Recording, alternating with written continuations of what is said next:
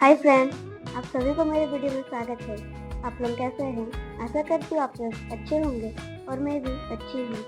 रोजाना की तरह आज मैं एक नई मेहंदी डिजाइन लेकर आई हूँ, साथ में एक शायरी भी लाई हूँ। चलिए शायरी शुरू करते हैं।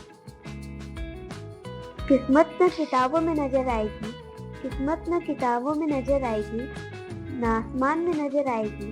जो सामने मेहंदी लगे हाथों को, किस्मत वही नजर आएगी।